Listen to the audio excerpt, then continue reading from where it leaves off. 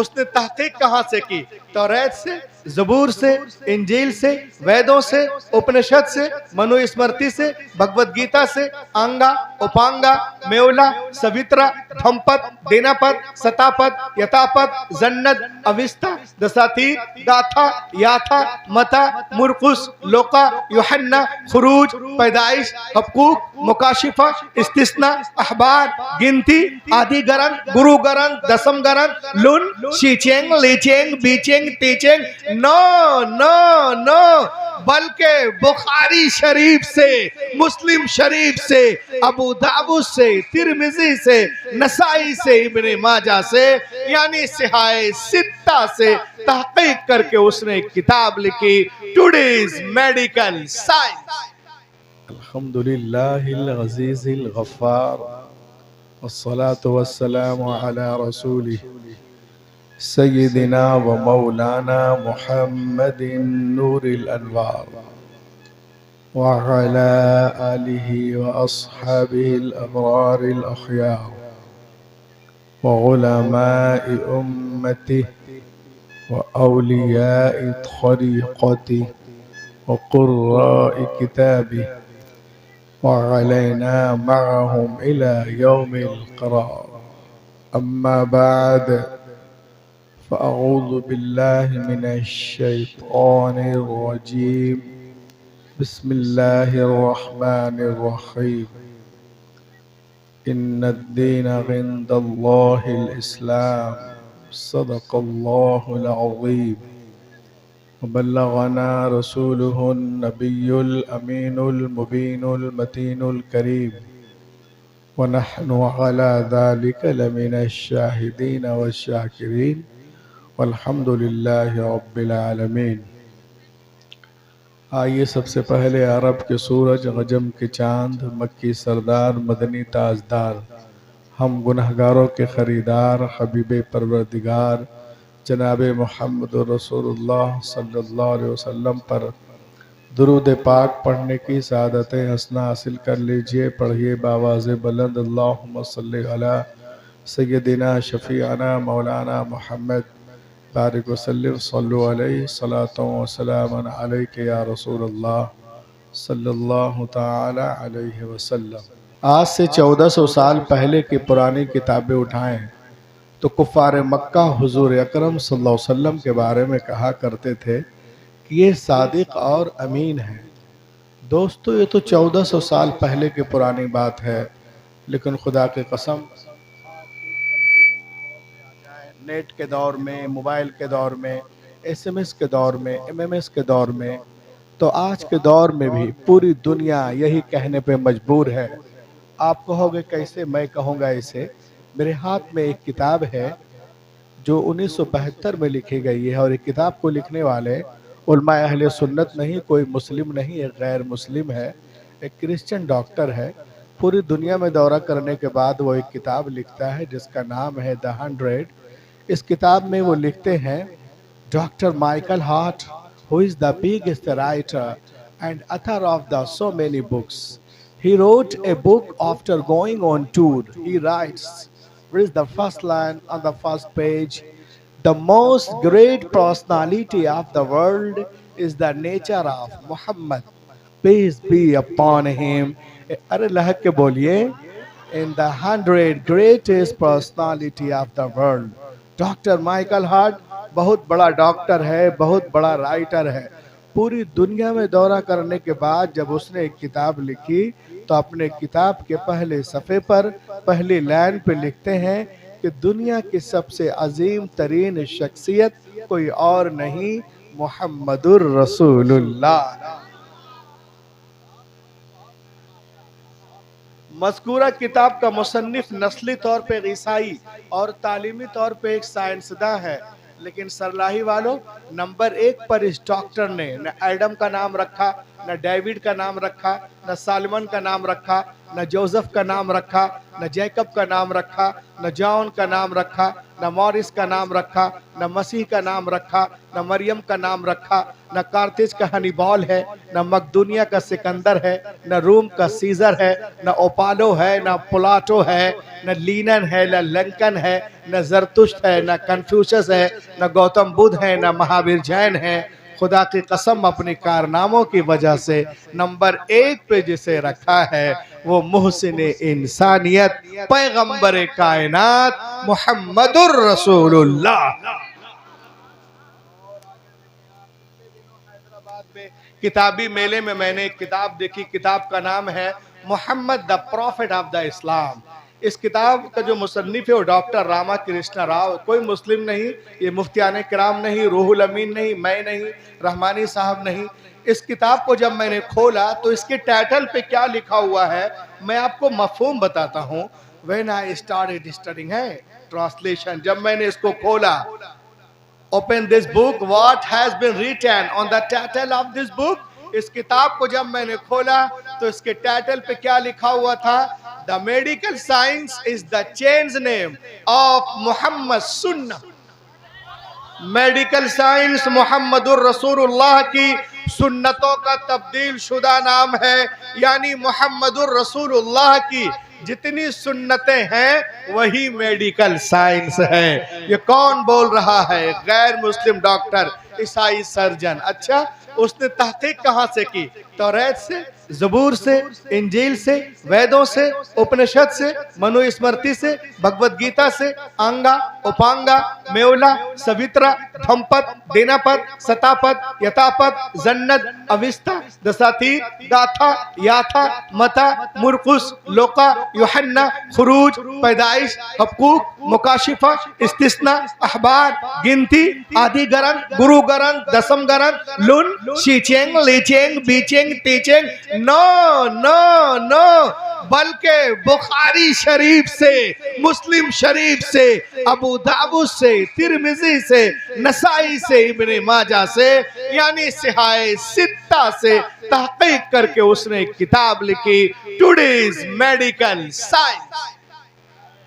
और अपने किताब के दूसरे सफे में लिखते हैं, the first and biggest medical surgeon in the world Mohammad peace be upon him, यानी पहली और सबसे बड़े सर्जन जो हैं वो मोहम्मदुर रसूलुल्लाह है। सुभान अल्लाह। आज से 1400 साल पहले ये एक्सरे नहीं था, ये ऑपरेशन के बारे में लोग नहीं जानते थे, कोई आला खुरबीन भी नहीं था, लेकिन मेरे आका सबसे बड़े सर्जन।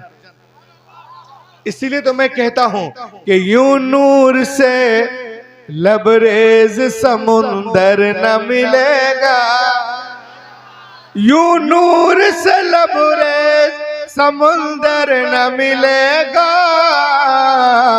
सरकार दो आलम सा पैगंबर न मिलेगा, पैगंबर न मिलेगा। The first and biggest medical surgeon in the world, Muhammad sallallahu alaihi wasallam। Doctor साहब अमेरिका से बोलते हैं आजकल क्या, अब सुने, आजकल क्या पब्लिक में बड़ी कमजोरी है, अच्छी अच्छी ग़िज़ाएं खाते हैं, लेकिन जब पूछो सलीम, करीम, नसीम, तस्नीम, तनीम, जुनैद, विनोद, अकरम, विक्रम, तुम्हारी तबीयत कैसी है? तो कहते हैं मौलाना मुझे एसिडिटी है, गैस प्रॉब्लम है, बदहजमी है, शुगर है, वगैरह वगैरह। डॉक्टर साहब कहते हैं अरे हम शानदार खाना खाते हैं, सेहत अच्छी क्यों नहीं रहती है? आओ इसमें तहकीक करें हदीस पाक की रोशनी में।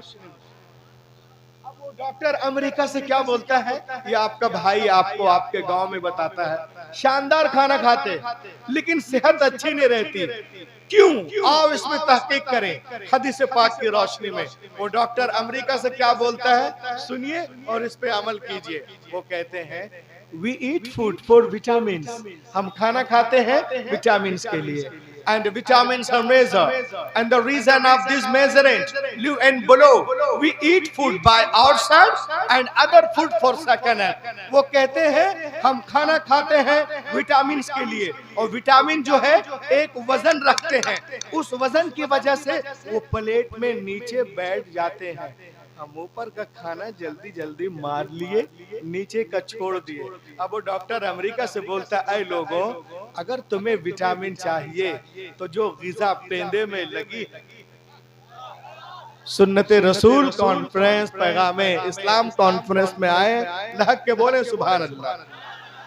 जो ग़िज़ा पेंदे में लगी है, पेंदे में बैठी है, उसको लाजमी तौर से खाओ। मैंने कहा क्यों? कहा इसलिए कि तमाम खानों में से पेंदे में विटामिन ज्यादा होता है। जैसे विटामिन कॉम्प्लेक्स, मिनरल सॉल्ट सिर्फ पेंदे में होते हैं।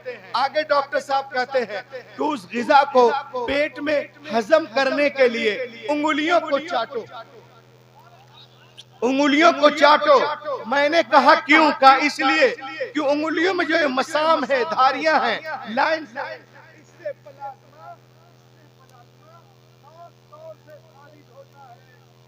प्लाज्मा खास तौर से खारिज होता है, जिसको माइक्रोस्कोप से देखा जाए तो वाज़े नजर आता है। वो प्लाज्मा आपके हाजमे के लिए, आपके पेट के लिए, आपके मैदे के लिए बहुत फायदेमंद है। ए पैगाम इस्लाम कॉन्फ्रेंस में आने वाले मुसलमानों, सुनो, ये कौन बोल रहा है? एक गैर मुस्लिम डॉक्टर, ईसाई सर्जन। कहां से? अमेरिका से। कब? आज। लेकिन 1400 साल पहले पैगंबर कायनात, जाने कायनात, रूहे कायनात ने इरशाद फरमाया, मुस्लिम शरीफ जिल्द सानी हदीस नंबर 175, अमरा बिलाकिल असाबिन वस्सहफा वक़ाल इन्नकुम ला तदरून फी अय्यि तआमिकुमुल बरका। ऐ दुनिया वालों, जब तुम खाना खाया करो तो प्लेट को अच्छी तरह साफ किया करो, उंगलियों को चाटा करो। तो दुनिया चाहे चांद पे पहुंच जाए, मगर एक न एक दिन उसे गुंबदे खजरा के छांव में आना पड़ेगा और कहना पड़ेगा, फैलाए हुए गोशे दामने तजस्सुस साइंस मोहम्मद का पता पूछ रही है। तो मालूम हुआ कि दुनिया धीरे धीरे इस्लाम की तरफ बढ़। अब बताओ से कितने लोग हो? खाना खाओगे, बिस्मिल्लाह पढ़ोगे, चबा चबा के खाओगे और इंशाअल्लाह खाने के बाद में जो है वो प्लेट को साफ करेंगे। सबसे पहले मैं, हाथों को उठाइए जरा, बोलिए इंशाअल्लाह। फितने के दौर में जिसने एक सुन्नत को जिंदा किया, अल्लाह ताला उसे शहीदों का सवाब अता करेगा। जब तक जमीन पे रहेंगे, सुन्नते रसूल के सदके चमकते रहेंगे, जमीन में जाएंगे चमकते। और आगे बढ़े आप। डॉक्टर साहब बोलते आज किसी का लो है, रात को नींद नहीं आती, बड़ी बेचैनी रहती है, एसी में भी ऐसी तैसी होती है, इसकी वजह क्या है? अरे बोलो सुभान अल्लाह। सुन्नतों से हटेंगे तो फंसेंगे। देखिए आप, रात को नींद क्यों नहीं आती, बुरे बुरे ख्वाब क्यों आते, इसकी वजह क्या है? पैगाम इस्लाम कॉन्फ्रेंस में आए हैं, कुछ पैगाम लेकर के जाइए। वो डॉक्टर अमेरिका से क्या बोलता है? आपका भाई आपको आपके गांव में बताता है, वो कहते हैं वी स्लीप रॉन्ग, हम सोते गलत हैं। मैंने कहा कैसे? तो डॉक्टर साहब ने कहा ऐसे, If I sleep on the top seat right hand, it is my experience, all the body lands on heart. वो कहते हैं अगर हम उल्टे हाथ की तरफ सर रख के सोते हैं, यानी इस तरह, तो हमारा तजर्बा कहता है कि दिल और मैदा दोनों इस साइड है। किस साइड है? इस साइड है। तो दोनों पे जिस्म का बोझ होता है। उस बोझ की वजह से या तो आपका दिल तेजी से धड़केगा, या आहिस्ता, या घबराहट महसूस होगी। लोग सोते से उठ जाएंगे, उनकी नींद खराब हो जाएगी। तो डॉक्टर साहब अमेरिका से बोलते हैं, if you have to sleep, you want to sleep the heart and free, तुम सोना चाहते, दिल को आजाद रख के, आप बोलो जी। तो वो कहते हैं it means sleep on the side of right hand, सीधे हाथ की तरफ सर रख के सो, ताकि तुम्हारा दिल आजादी के साथ धड़के, न ब्लड प्रेशर हाई होगा, न लो, सुकून की नींद आएगी। आजमा कर देख लो, ए दोस्तों, ये कौन बोल रहा है? एक गैर मुस्लिम डॉक्टर, ईसाई सर्जन, कहां से? अमेरिका से। कब? आज। लेकिन 1400 साल पहले पैगंबर कायनात, जाने कायनात, रूहे कायनात ने इरशाद फरमाया, बुखारी शरीफ, अनिल बरा बिन आजिब कौल क़ाल रसूलुल्लाह सल्लल्लाहु अलैहि वसल्लम, इज़ा अतैता मज़जअका फतवद्दा वुज़ूअका लिस्सलाह सुम्मा इस्तजी अला शक्तिकल अयमन। ऐ दुनिया वालों, जब तुम सोने के लिए बिस्तर पर जाओ तो पहले नमाज की तरह वुजू करो और दाएं करवट पे सर रख के सोया करो। तो दुनिया चाहे चांद पे पहुंच जाए, मगर एक न एक दिन उसे गुंबदे खजरा के छांव में आना पड़ेगा और कहना पड़ेगा, फैलाए हुए गोशे दामाने तजस्सुस, साइंस मोहम्मद का पता। अब आप बोलिए, कल से कितने लोग हैं इंशाअल्लाह वुजू बनाकर इस करवट पे नहीं, इस करवट पे सोएंगे? सबसे पहले बोलिए इंशाअल्लाह। इंशाअल्लाह जब तक आप जमीन पे रहेंगे चमकते रहेंगे, जमीन में जाएंगे चमकते।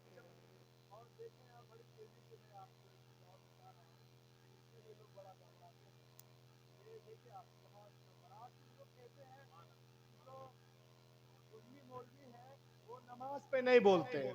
मुफ्ती साहब कबिला है, रहमानी साहब कबिला, ये हमारे काजी साहब कबिला, नमाज पे नहीं बोलते। मैंने कल अल्हम्दुलिल्लाह ये उलमा अहले सुन्नत नमाज ही पे नहीं, जाने नमाज पे बोलते हैं, जाने कायनात पे, बहारे कायनात पे, रूहे कायनात पे बोलते हैं। और रूहे कायनात, जाने कायनात कौन है? हमारे और आपके मुकद्दस आका जनाबे मोहम्मदुर रसूलुल्लाह है।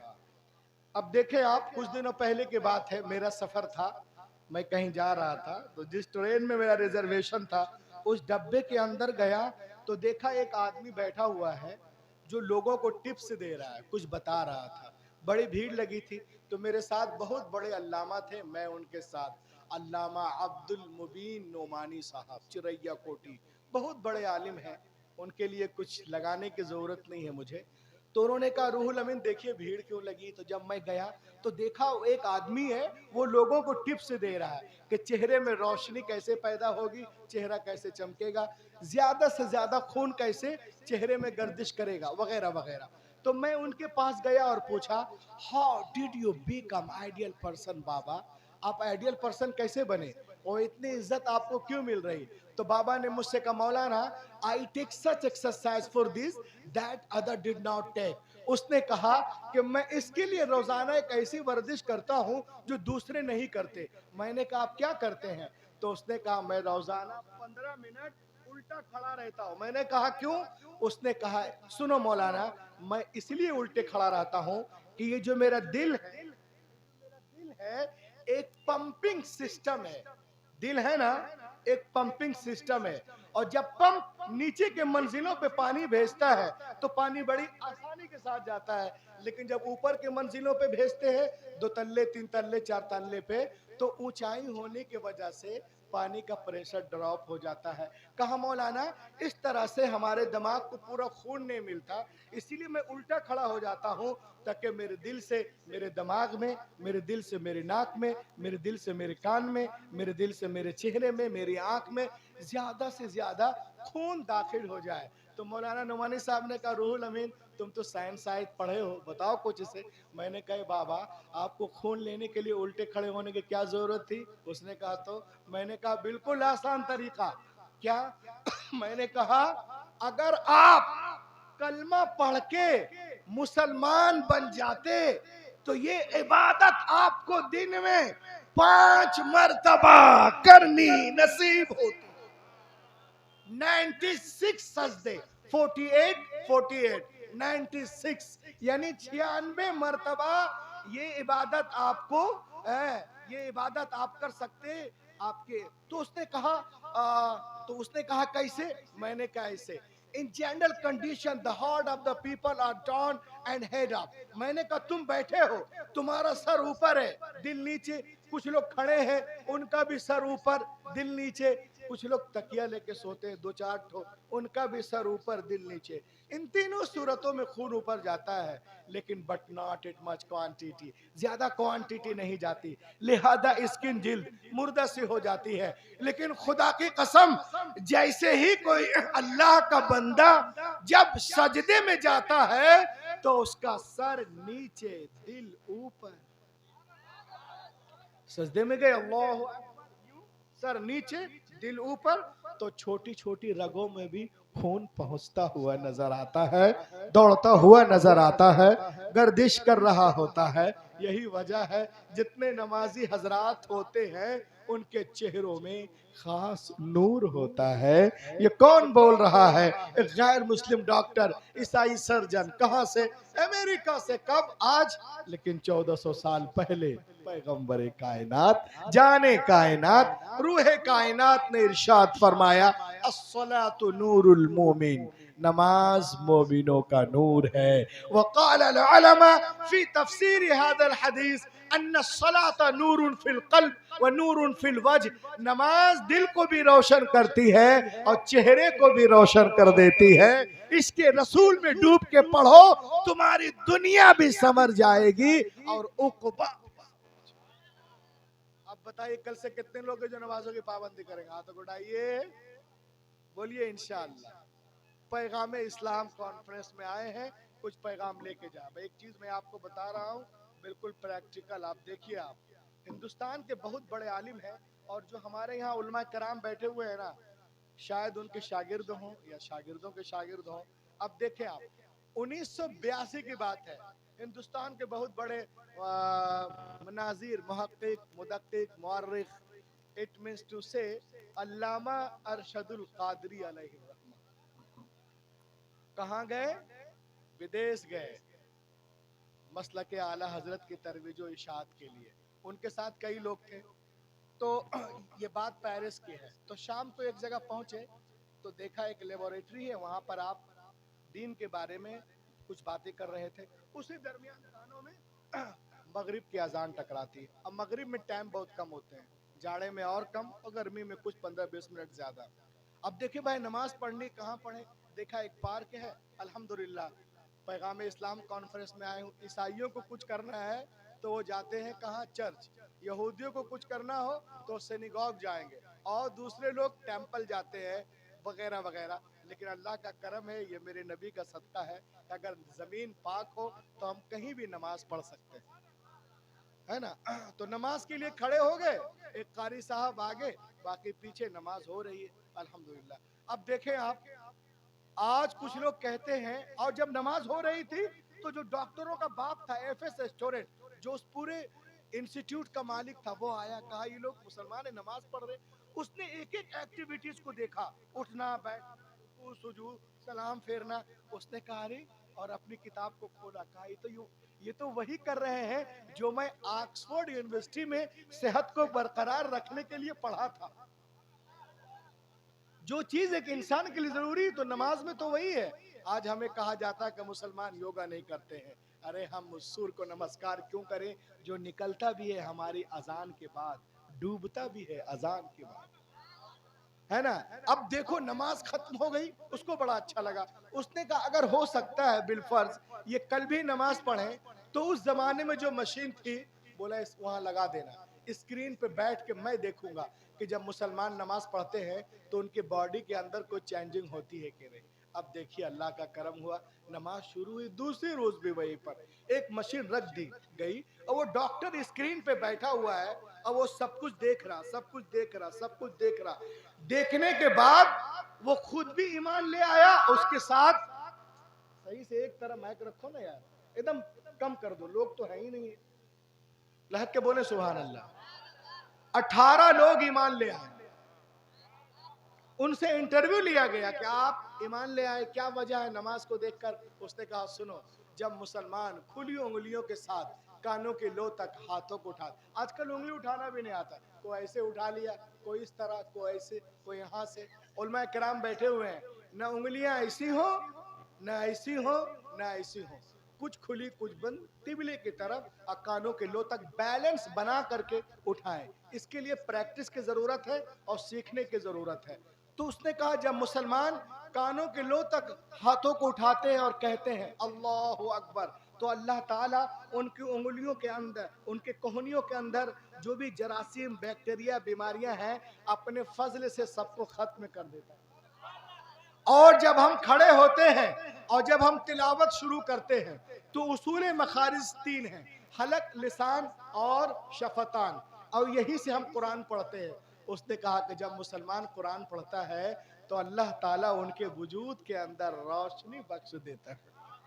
अब आप ठीक से कुरान पढ़ेंगे तब तो। आजकल लोग कुरान शरीफ इस तरह पढ़ते जैसे दैनिक भास्कर पढ़ रहे हैं, अली बे ते से गैन जो, तो सही तलफ्फुज की अदायगी नहीं करेंगे तो आपकी नमाज नहीं होगी। उलमा कराम फरमाते हैं कौफ अलग है और काफ अलग है, शीन अलग, सीन अलग। कुल हुवल्लाहु अहद, सुने ए महबूब फरमा दीजिए अल्लाह एक है। अगर आपने कह दिया कुल हुवल्लाहु अहद अलियाज बिल्लाह, ए महबूब खाओ अल्लाह बुरा है। अब बताओ कितने लोगों की नमाज होगी और कितने लोग कुल कहते हैं। कुल कितने लोग कहते हैं? जो मदरसे में पढ़ते वही कुल कहते हैं, बाकी तो कुल कहते हैं। कुल और कुल बहुत फर्क है। देखिए अल्लाह सोमद, अल्लाह बेनियाज है। जड़ जबान 20 जबान सौद में उठाइए, अल्लाह बेनियाज है। अगर आपने कह दिया अल्लाह समद सीन से, अल्लाह हैरान है, अलियाज बिल्लाह। अब बताइए वनुदखिलुहुम गिल्लन वलीला, अल्लाह ताला जन्नतियों को जो है उसके बारे में है कि घने साए में दाखिल करेगा। अगर आपने कह दिया वनुदखिलुहुम दाल से दिल्लन दलीला, अल्लाह ताला जन्नतियों को जिल्लत में दाखिल करेगा। अब बताइए कैसे नमाज होगी हमारी? कितने लोग हैं कि चाहते हैं कि हम कुरान शरीफ सही पढ़े? हाथों को उठाइए। अब ये कैसे होगा? हमसे पूछे कोई आदमी, है कोई पूछने वाला कि मौलाना साहब कैसे कुरान शरीफ सही करें? अरे कोई खड़े होकर पूछो ना यार। अभी आईपीएल में कौन कितना बनाया सबसे पूछता कितना हुआ, कितना बनाया। लगता है इनके अब्बा खेल रहे हैं। कोई पूछेगा खड़े होके कि कैसे कुरान शरीफ सही करें? बोलो भैया क्या?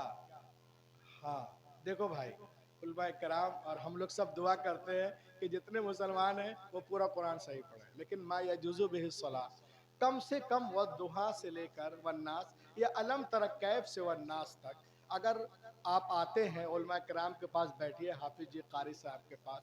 कुछ ऐसे हरूफ हैं जो पैदाइशी अच्छे होते हैं और कुछ हैं 8-10 जिसमें डिस्टर्ब है, तो उसको आप 10-12 दिनों में सही कर सकते हैं। अलम तर कैफ से वन्नास तक कितनी सूरत है? बोलिए ना।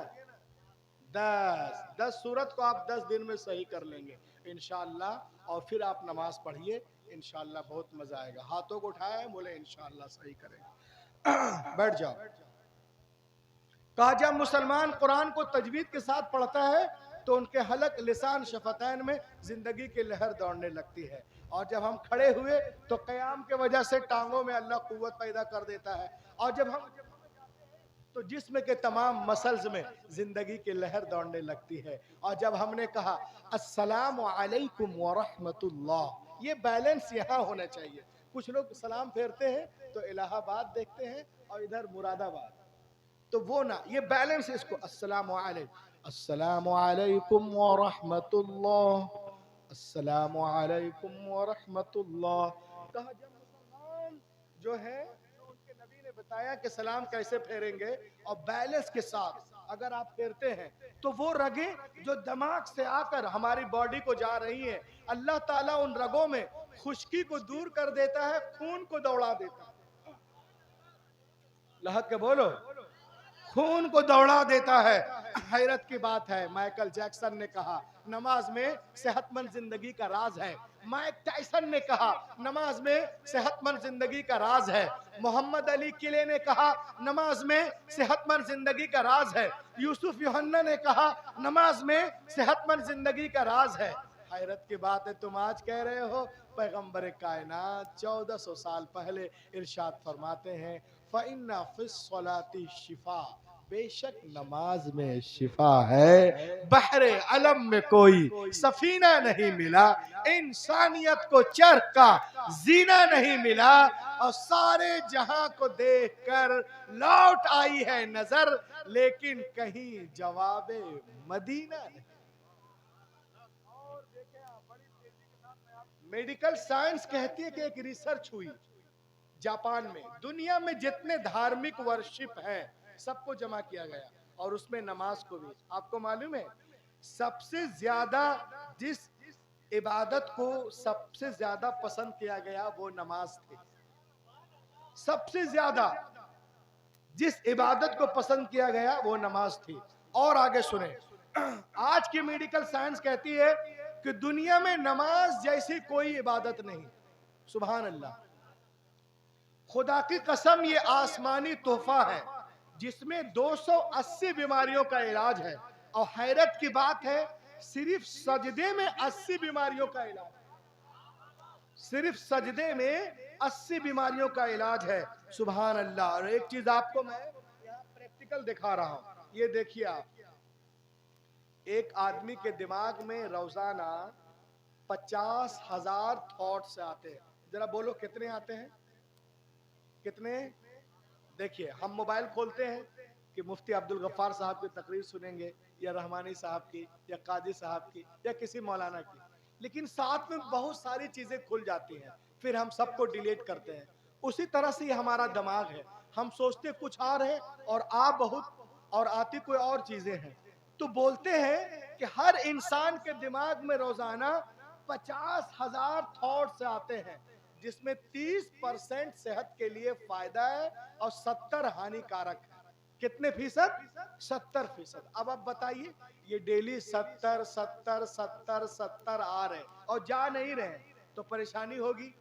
किसी को दिमाग की बीमारी, किसी की आंखों में सूजन, किसी को टेंशन है, यहाँ झगड़ा वहां लड़ाई, वो अच्छे नहीं लग रहे, वो अच्छा नहीं लग रहा, घर में झगड़ा है। क्यों? इस थॉट्स की वजह से। अल्लाह ताला ने जमीन के अंदर ग्रेविटेशनल पावर दिया है, जमीन के अंदर खींचने की सलाहियत है।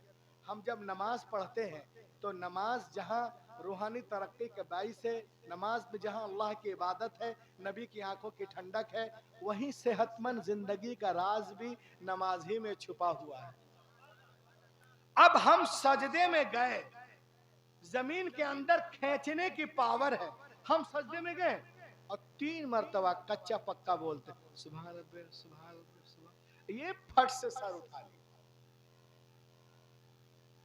जमीन सजदे के सदके में हमारी बीमारियों को खींच रही थी, लेकिन हमने कटौती कर ली, फट से उठा लिए। रहिए परेशान, जाइए दिल्ली बंबई एम्स इलाज कराने लिए, अरे कोई ठीक कर लेगा, शिफा देने वाला तो अल्लाह। लहक के बोलो। तुम जब सजदे में जाइए तो सजदे में ताखीर करें, 3 मरतबा है, 6 मरतबा है, 9 मरतबा है, वगैरह वगैरह, जो ताक है गिनतियों में, उस तरह करें। और सुबहान रब्बियल आला मखरज के साथ बोलिए, फट से सर ना उठाएं इंशाअल्लाह। और घर में नमाज पढ़े तो उसमें भी ताखीर करें। हजरत आयशा सिद्दीक़ा रज़ी अल्लाह ताला अन्हा फरमाती हैं कि जब हुजूर घर में नमाज पढ़ते थे और जब सजदे में हुजूर होते थे तो मैं 60 आयतें तिलावत कर लेती थी। हमारी जिंदगी का है कोई ऐसा सजदा कि हम सजदे में जाएं, कोई 60 आयतें पढ़ ले? इंशाअल्लाह आप घर में नमाज पढ़िए, नफल सुन्नत वगैरह, तो एक सजदा 10 मिनट का जरूर कीजिए। इंशाअल्लाह आपकी जितनी बीमारियां हैं, टेंशन है, वो सब दूर हो जाएगी। हाथों को उठाकर गवाह बनाए उलमा किराम को कि इंशाअल्लाह हम जरूर इस पे अमल करें। लहक के बोलिए सुभान अल्लाह।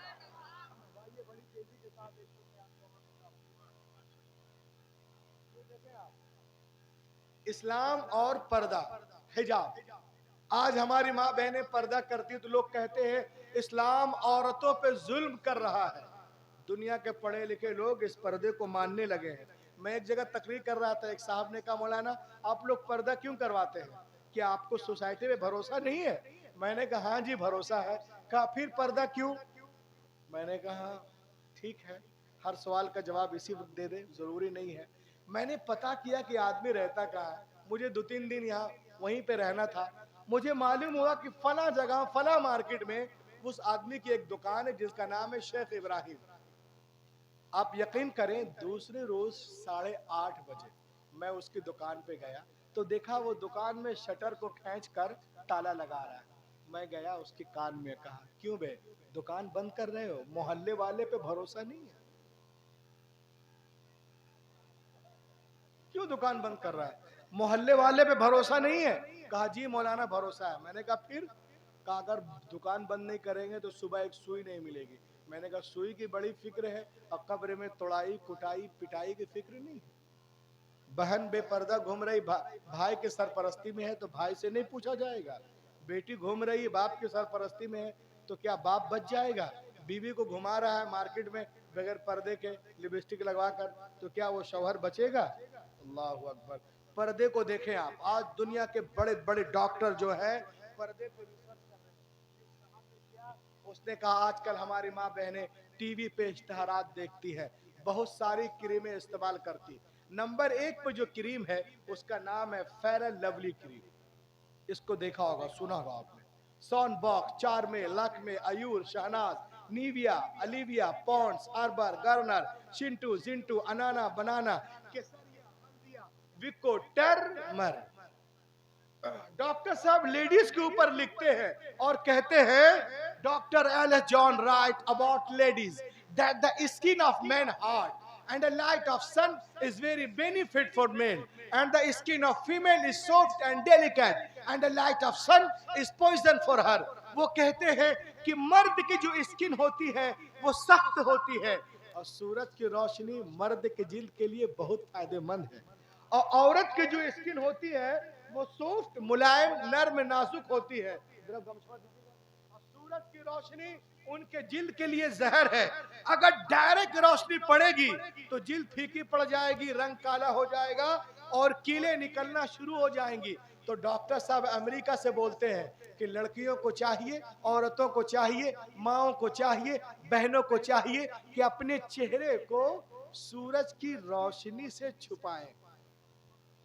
बोलो, सूरज की रोशनी से बचाएं। तो जो हमारी माँ बहनें मसाज पार्लर जाती हैं, ब्यूटी पार्लर जाती हैं, हजारों रुपयों को लोशन क्रीमों में बर्बाद करती हैं, उनको मैं पैगाम इस्लाम कॉन्फ्रेंस से एक पैगाम दे रहा हूँ, ए मेरी बहनों, आपको मसाज की जरूरत नहीं है, ब्यूटी पार्लर की जरूरत नहीं है। मुझसे पूछ सकते रूहुल अमीन भैया अपनी खूबसूरती को हम कैसे बरकरार रखें, तो मैं उनसे कहूँगा न मसाज की जरूरत न पार्लर की जरूरत, अरे खुदा की कसम सिर्फ पर्दा कर लो, पर्दे की जरूरत है। मैं शर्तिया कहता हूँ न उनके कीले निकलेंगी न उनके दाने निकलेंगे, उनका हुस्न दुबाला हो जाएगा और कशिश बढ़ जाएगी। ये कौन बोल रहा है? एक गैर मुस्लिम डॉक्टर, ईसाई सर्जन, कहां से? अमेरिका से। कब? आज। लेकिन 1400 साल पहले पैगंबर कायनात ने औरतों को शरई पर्दे का हुक्म देकर तमाम नुकसानात से बचाते हुए नजर आ रहे हैं। ए अरब के माहे मुनव्वर, तेरा जवाब नहीं, निसार रुख पे तेरे माहताब का चेहरा। तो मालूम हुआ कि दुनिया धीरे धीरे इस्लाम बढ़ रही है। अब एक चीज और देखें, आज कहा जाता है कि इस्लाम में हर चीज औरत के लिए मुश्किल और मर्द के लिए आसान है। ये मीडिया वाले औरतों को डराते हैं कि इस्लाम में औरतें डरी डरी। मैं आपको बताऊं, सारी जिम्मेदारियां इस्लाम में मर्दों के ऊपर है, औरतों के ऊपर कुछ भी नहीं है। सिर्फ 4 काम है। सुने हमारी माँ बहन, फर्ज नमाज, फर्ज रोजे, इज्जत की हिफाजत और शौहर की इताअत। इज्जत की हिफाजत और शौहर की इताअत। चौथी गोली बड़ी कड़वी है, इल्ला मर रहिमा रब्बी। और सारा काम, सारा सिस्टम। अब देखिए हमारे घर वाले कहाँ हैं? जबलपुर एमपी में, और हम कहाँ हैं? नेपाल में। तो परेशान कौन है? वो कि हम हैं। अब बोलते हैं कि इस्लाम में औरतें डरी डरी, जैसे ये कुर्सी है, इस्लाम में औरतें डरी डरी रहती, दबी दबी, जैसे कुर्सी में मैं यहाँ छिप जाऊं। क्या औरतें इस्लाम में ऐसे रहती? अरे बोलो ना, किसके घर में इस तरह डरी डरी रहती? माशाअल्लाह, इस्लाम ने तो औरतों को इतना दिया है कि औरतें तो बिल्कुल डरी डरी नहीं बल्कि चढ़ी चढ़ी रहती है। लहक के बोलिए, एकदम जमा देती है। ऐसा कुछ नहीं है, मीडिया वाले जो चाहे बकवास करते रहे। ये देखें आप, बहुत सारी माँ बहनें हैं हमारी। इस्लाम और औरत, इस्लाम एंड वोमेन, इस्लाम औरतों को इज्जत नहीं देता। मैं कहता हूँ मेरे नबी के आने के बाद ही औरतों को सही मकाम मिला। और ये मैं नहीं कह रहा हूँ, मेरे पास एक किताब है, इसको पढ़िएगा। इसका नाम है the life and teaching of prophet Mohammad सल्लल्लाहु अलैहि वसल्लम। लिखने वाले कौन है? उलमा अहले सुन्नत है? नहीं, एक गैर मुस्लिमा है जिनका नाम है एनी बेसेंट। वो कहती हैं कि मैं औरतों के हुकूक पर 35 साल से काम कर रही हूँ। I studied Christianity, Judaism, Jainism, Buddhism, secularism, Parsis, modern, Shinto, कैलेटी, तमाम मजाहिब का मैंने मुताला किया। जितना इस्लाम ने औरतों को दिया है कहीं तसव्वुर भी नहीं।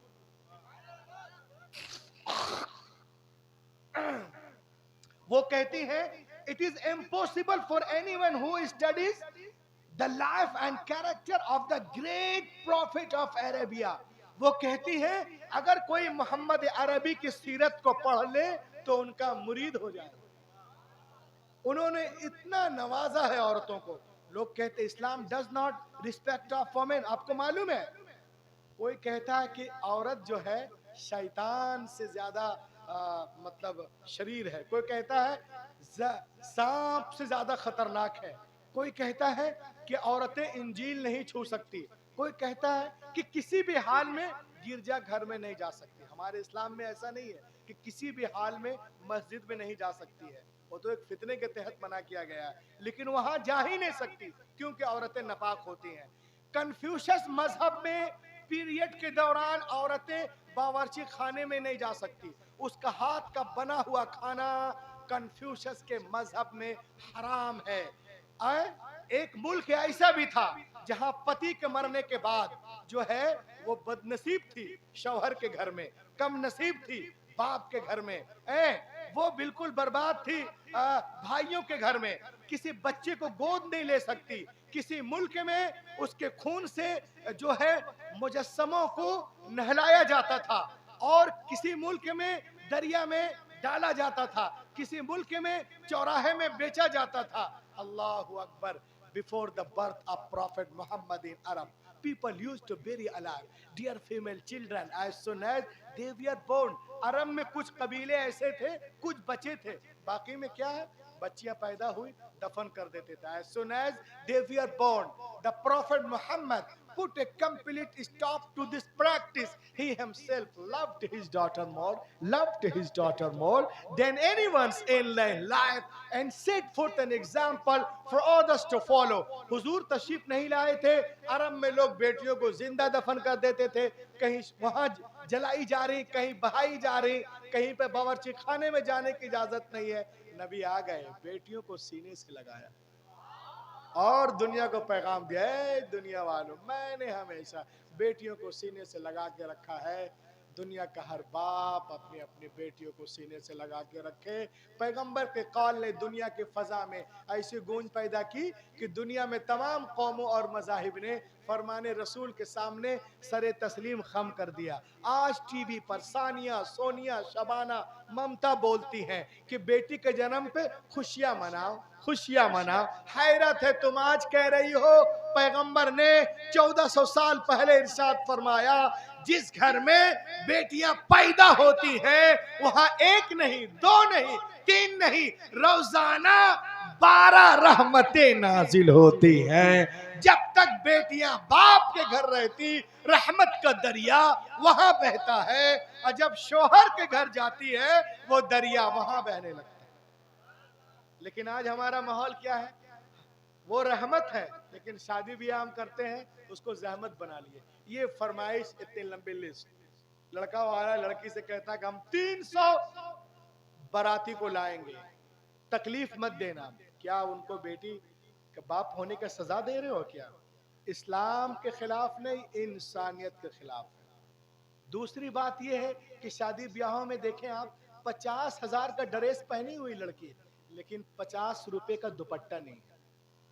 अल्लाह अकबर, ये मुसलमान है। और एक बीमारी और चली है, लड़का लोग दूल्हा से कहता अबे भाभी को नहीं दिखाएगा, ये भी नाजायज और हराम है। भाभी को भी कोई देखने की चीज है क्या? पर्दा है ना इस्लाम में, तो भाभी को नहीं दिखाएगा तो दोस्त को दिखा रहा, उसको दिखा रहा। अल्लाह, इस्लाम में तो देवर भाभी को मौत कहा गया है? तो ये सब क्यों है? इस्लाम से दूरी। हम दीन पढ़ते नहीं, दीन सीखते नहीं, कुछ भी अपनी मर्जी से कर रहे हैं। हम अपनी मर्जी से कुछ नहीं करेंगे, जो कुछ किताबों में है हम उसी पे अमल करने की कोशिश करें, तो इंशाअल्लाह हम यहाँ भी चमकते रहेंगे और वहां भी चमकते रहेंगे। लहक के बोले। लोग कहते हैं इस्लाम में औरतों का मकाम नहीं, मैंने कहा औरतों को एक तरफ रखो, बेटियों को देखो। मैंने कहा ये मदीने की सरजमीन है, सहाबा का जुर्मुट है, पैगंबर कायनात दरमियान में तशरीफ फरमा है, मेरे मुस्तफ़ा की गोद में एक छोटी सी बच्ची है। मेरे नबी ने इरशाद फरमाया, ओ मेरे मानने वाले सुनो, मेरे गोद में जो छोटी सी बच्ची है ना, एक यतीम और गरीब बच्ची है। मैं चाहता हूं मेरे मानने वालों में से कोई इस बच्ची को ले ले और इसकी परवरिश करे। सिद्दीक़ आज़म ने चाहा कि हम ले लें, फारूक आज़म ने चाहा कि हम ले लें, उस्मान गनी ने चाहा कि हम ले लें, शेर खुदा ने चाहा कि हम ले लें, जनाब तलहा ज़ुबैर ने चाहा कि हम ले लें, हज़रत बिलाल ने चाहा कि हम ले लें। सबके हाथ पैगंबर की तरफ उठते जा रहे, या रसूल अल्लाह ये बच्ची हमें दे दी जाए। लेकिन मेरे नबी जो है महफिल में देखते हैं और एक सहाबी से फरमाते, सुनिए इस बच्ची को आप ले लीजिए। उन्होंने खुशी खुशी लिया, आंखों से लगाया, उसके बाद उनके आंखों से आंसुओं के कतरात बहने लगते हैं। बहता हुआ आंसुओं का धारा नबी ने देखा। मेरे नबी ने इरशाद फरमाया, ये बहते हुए आंसू क्या कहना चाहते हैं? ये लरसते हुए चेहरे क्या कहना चाहते हैं? क्या तुम बेटी के बोझ को नहीं उठा सकते? कुर्बान जाओ मुसलमानों। सहाबी रसूल मचल कर अर्ज करते हैं, नहीं या रसूल अल्लाह, ऐसी बात नहीं है। काफिर रो क्यों रहे हो? क्या मैं इसलिए रो रहा हूं कि जब तक हम ईमान न लाए थे, मुसलमान न हुए थे, इन्हीं हाथों से हमने अपनी जिंदा 6 बच्चियों को दफन किया था।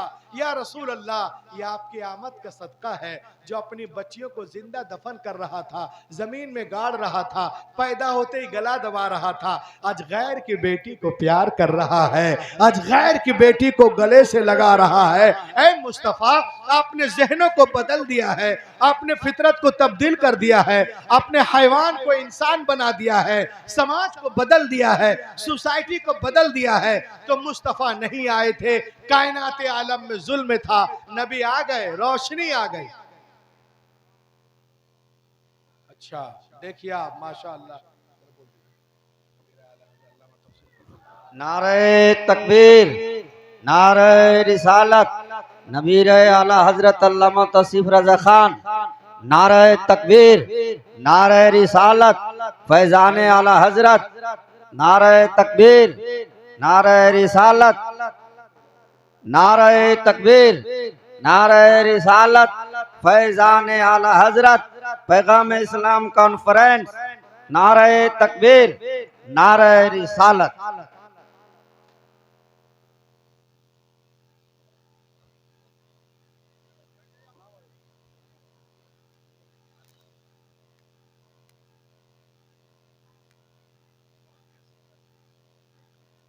जरा करीब आ जाए। देखिए आप, हुजूर जहाँ तशरीफ ले आते हैं वहाँ हजारों का नहीं लाखों का मजमा होता है, ठीक है ना?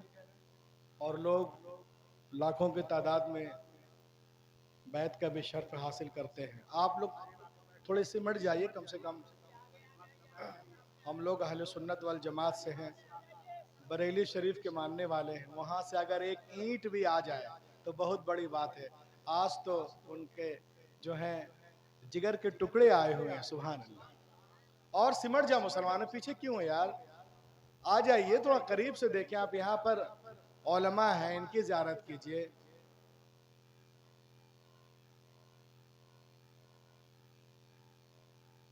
मुबल्लिग आज़म आलम, पीर तरीक़त, रहबर राह शरीयत, क़ाता कुफ्र बिदत, हामी दीन व सुन्नियत, हज़रत अल्लामा मौलाना अलहाज शाह ताजुस सुन्ना हज़रत अल्लामा तौसीफ रज़ा खान साहब क़िबला यहाँ तशरीफ़ रखते हैं। माशाअल्लाह, आए इनकी ज़ियारत करें आप, इंशाअल्लाह आप यहाँ भी चमकते रहेंगे और वहाँ भी। लाग के बोले तो मुस्तफ़ा नहीं आए थे, कायनात आलम में जुल्म था, नबी आ गए, रोशनी आ गई।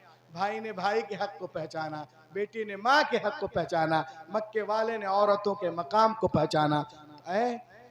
अब देखें आप, बेटियां मारी जा रही थी मगर अब मुस्कुरा रही हैं, किसके सदके? आमिना के लाल के सदके। विवाहों को कोई पूछने वाला ना था मगर अब वो अभागन थी, सुहागन बन रही है, किसके सदके? आमिना के लाल के सदके। तो मुझे कहने दिया जाए कि अगर 15 अगस्त को हिंदुस्तान आजाद हुआ है और इतने महीने में नेपाल आजाद हुआ है, तो खुदा की कसम 12 रबीउल अव्वल शरीफ की सुबह शादी के वक्त सारा जहान आजाद हुआ है ना। रूहें आजाद हुई, आत्माएं आजाद हुई हैं मुस्तफा के सदके। तो बेटियों से प्यार करें। आजकल हमारी माँ बहनों का बहुत बुरा हाल है, रोजे नमाज से तो वो दूरी बनाए रखती है, अल्लाह उनको तौफीक दे। हजरत तशरीफ लाए हैं, इंशाअल्लाह ताला हो सके तो बैत हो जाए अगर अब तक नहीं हुई हो, और वादा करें कि नमाजों की पाबंदी करें, तिलावत कुरान करें। वरना हमारी माँ बहनों का तो हाल ये है, सुबह से शाम तक जो इसमें जुड़ती हैं, उतरन से लेके कतरन तक देखती हैं, जो खाना इसके अंदर वही घर में बन रहा, जो कपड़ा इसके अंदर वही घर के अंदर, जो हेयर स्टाइल इसमें है वही घर के अंदर, जो लैंग्वेज इसमें वही उधर। मैं अपनी बहनों से पैगाम इस्लाम कॉन्फ्रेंस में एक पैगाम देना चाहता हूँ। ए मेरी बहनों, अगर तुम कामयाबी चाहती हो तो बम्बई की फाहिशा की नहीं, मदीने की आयशा की गुलामी करो। जब तक जमीन पे रहोगी चमकती रहोगी, जमीन में जाओगी चमक। अब आइए मैं आखिरी बात करके अपनी जगह ले लूं।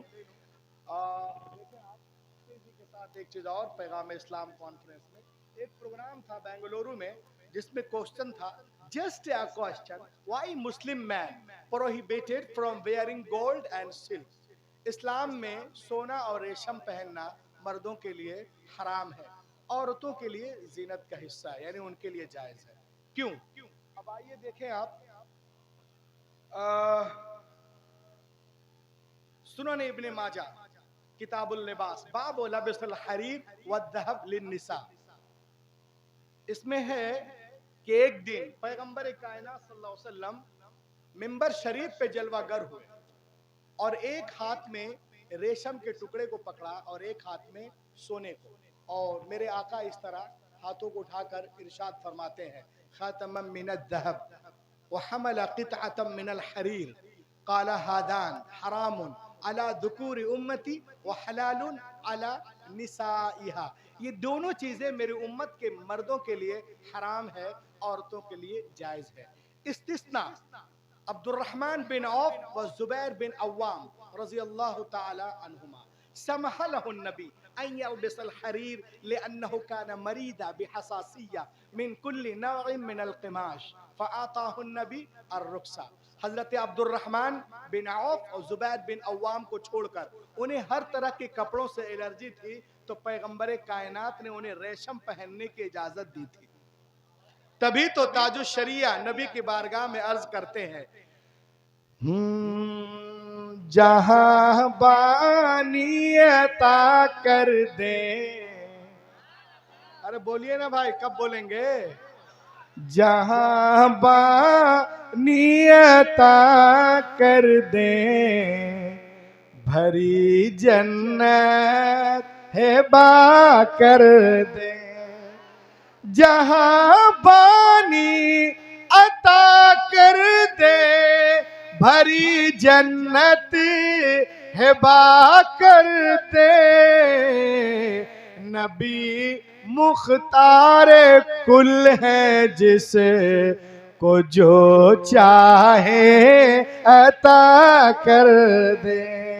नबी मुख्तार कुल है, जिस को जो चाहे अता कर। हजरात, मुस्लिम शरीफ की हदीस है, एक नौजवान आया, सुनो नौजवानों, और मस्जिद में दाखिल हुआ। उसके हाथ में सोने की अंगूठी थी, सोने की अंगूठी थी। अल्लाह के नबी ने इरशाद फरमाया, ऐ नौजवान, क्या तू पसंद करेगा क़यामत के दिन तेरे हाथ में आग की अंगूठी पहनाई जाए? उसने कहा, या रसूल अल्लाह, बिल्कुल नहीं। आपने इरशाद फरमाया, इसे उतारो और फेंक दो। उसने निकाला और फेंक दिया। इसे कहते इताअत। बाद में सहाबा कराम तशरीफ लाए कि ऐ नौजवान उठा लो, घर में औरतों को दे देना। उसने कहा वल्लाह मैं नहीं उठाऊंगा, पैगंबर ने फेंकने को कहा। आज हमारा नौजवान ही नहीं है, शादी ब्याह करते हैं 10 तोला ये तो 5 तोला वो तो बटन तो सोने की ये वगैरह वगैरह। अन्निकाह निस्फुल ईमान, शादी आधा ईमान है, उसमें खुराफात कर रहे हैं। ये देखिए आज हमारा नौजवान सोने चांदी के साथ साथ क्या क्या पहन रहा है। ये देखें, पैगाम इस्लाम कॉन्फ्रेंस में आए हैं तो कुछ ले जाए। देखिए बहुत सारे लड़के हैं वो इसको पहनते हैं, ये कड़ा पहन रहा है, कोई ब्रेसलेट पहन रहा है, कोई ये लोहे की अंगूठी पहन रहा है, कोई सोने की चैन को पहन रहा है। अरे भैया तुमको पता भी कि कर क्या रहे हो? अब आओ मैं तुम्हें इंटरनेशनल फतवा बता दूं, तुमको सुना दूं। ये सब जो आप पहनते हैं ये क्या है? ये देखें आप, according to Islamic teaching, it is forbidden for man and son to wear any kind of metallic jewelry. It is forbidden such a extent that affect the period. If any period performs wearing such a prohibited jewelry, it remains wajibul i'ada. It means to be repeated again. अगर आप ये सब सारी चीजें पहने हुए हैं जो मैंने दिखाया, एक अंगूठी की जगह 2 चांदी की अंगूठी क्यों ना हो तो भी गए आप, और ये सब पहने और सोना ये सब, और आप नमाज पढ़ते आपकी नमाज नहीं होगी। जब तक सब कुछ खोल दे फिर से, और जितनी नमाजें पढ़े हैं फिर से दोहराइए आप। क्या ये आप पसंद करेंगे? बोलो भाई। तो ये सब ताम झाम पहनेंगे कभी? हाथों को उठा के बोले नहीं पहनेंगे इंशाअल्लाह। अल्लाह के बोलिए। दुनिया के बड़े बड़े डॉक्टरों ने रिसर्च किया, आओ देखें इस्लाम में मर्दों के लिए सोना और रेशम क्यों हराम है। इस पर रिसर्च किया गया, कहा यह गुफ्तगू मोहम्मद की, इसमें कोई ना कोई फलसफा होगा, कोई ना कोई राज होगा। आइए मैं आपको बताऊं, साइंटिस्टों को अरबी में इंग्लिश में उलमा को साइंटिस्ट कहते हैं, और साइंटिस्टों को जो है उलमा को साइंटिस्ट कहते हैं इंग्लिश में। तो दुनिया के बड़े बड़े और साइंटिस्टों को अरबी में उलमा कहते हैं। तो दुनिया के बड़े बड़े साइंटिस्टों ने इस पर रिसर्च किया कि इस्लाम में ये सब क्यों हराम है मर्दों के लिए। तो वो कहते हैं इक्तशफल उलमा अन्न दर्रात अज़्ज़हब इज़ा लबिसहा अर्रजुल ततसल्ललु अब्रल जिल्दी इलल औरिदत अद-दमविय्या फयुसाबुल अक्ल बिनौइन मिनल खरफी अव इज़्ज़हाइमर ay फुक़दान इज़्ज़ाकिरा। जब मर्द सोने के जर्रात है पसीने के जरिए अंदर चले जाते हैं, और अंदर जाकर निस्यान की बीमारी, भूलने की बीमारी, दिमाग को कमजोर करते हैं। अल्लाह अकबर। एक साहब ने मुझसे पूछा, रूहुल अमीन साहब, औरतें तो खूब सोना पहनती हैं और नदी रहती है 10 तोला 20 तोला 50 तोला, तो उनको ये बीमारी नहीं होती है क्या? क्या उनका पसीना नहीं है? उनके पास हड्डियां खून नहीं है? मैंने कहा इंतबिहु या अय्युहल अहिब्बा इंतबिहु इन्नल मरअता फी कुल्ली शहरी यअतीहल हैज फतुखरिजु कुल्लमा दखला इला हाज़ी। हर औरत एमसी नामी बीमारी से गुजरती है, तो सोने के जर्रात जो पसीने के जरिए अंदर जाते हैं वो एमसी के जरिए बाहर हो जाते हैं। फैलाए हुए गोशाए दामाने तजस्सुस साइंस मोहम्मद का पता पूछ रही है। तो मालूम हुआ कि दुनिया धीरे इस्लाम की तरफ बढ़ रही है। अब एक मिनट और लूं, मैं अपनी जगह ले लेता हूं। तकरीर का निचोड़ सुन लीजिए। The Gospel of John, that when the Christ came to the water and put the leg over the water, he began to walk. इंजीले मता में है, एक दिन ईसा अलैहिस्सलाम पानी के किनारे आए, अब पानी पे कदम रख के चलने लगे, साथ में उनके गुलाम भी थे। उन लोगों ने देखा अरे जनाबे ईसा पानी पे इस तरह चल रहे जैसे कोई जमीन पे चलता है। उन लोगों ने कहा हजरत we want to walk with you, हम आपके साथ चलना चाहते हैं। आपने इरशाद फरमाया ये तो बहुत आसान है, अल्लाह का नाम लो, जमीन से पांव उठाओ, पानी पे रखो और चलना शुरू करो। लेकिन सुनो, चलने में आजाद हो, चाहे दाएं से चलो, बाएं से या पीछे से, लेकिन पार उतरने के लिए, साहिल तक जाने के लिए, नजात पाने के लिए सुन लो, तुम्हारी निगाह किसी वक्त भी मेरे कदम से हटने ना पाए। उन लोगों ने कहा, वाह, it is very easy, call to almighty Allah and put the leg over the water, he began to walk. Allah का नाम लिया, जमीन से पांव उठाए, पानी पे रखा और चलना शुरू कर दिए। हजरत ईसा अलैहिस्सलाम आगे हैं और उनके मानने वाले पीछे पीछे हैं, चले जा रहे हैं, सबकी निगाहें जमी कदम ईसा पर, चले जा रहे। जब बीच दरिया में पहुंचे तो पीटर क्रिस्टन को शैतान ने भकाया। एक क्रिस्टन तो दरिया पार कर गया, किसी ने पूछ लिया कि जमीन पे चल के आए कि पानी पे, तो तुमने तो देखा ही नहीं, तेरा पाँव है कहाँ, जरा देख तो रे बेवकूफ। बस इतना सोचना था कि निगाह हटे कदम ईसा से कि अपने पाँव को देख लिए, पानी पे कि जमीन पे, गड़ाप से पानी के अंदर। तो दोस्तों मैं आपसे कहना चाहता हूँ, आपसे हुजूर कहना ताजुस सुन्ना फरमा रहे हैं, उलमा अहले सुन्नत कह रहे हैं, ऐ मुसलमानों तुम चलने में आज़ाद हो, चाहे तिजारत के लाइन से चलो, मुलाजमत के लाइन से चलो, मॉडर्न एजुकेशन के लाइन से चलो, चलने में आज़ाद हो, लेकिन पार उतरने के लिए, साहिल तक जाने के लिए, नजात पाने के लिए सुनो, एक शर्त है कि तुम्हारी निगाह किसी वक्त भी कदमे रसूल से हटने ना पाए।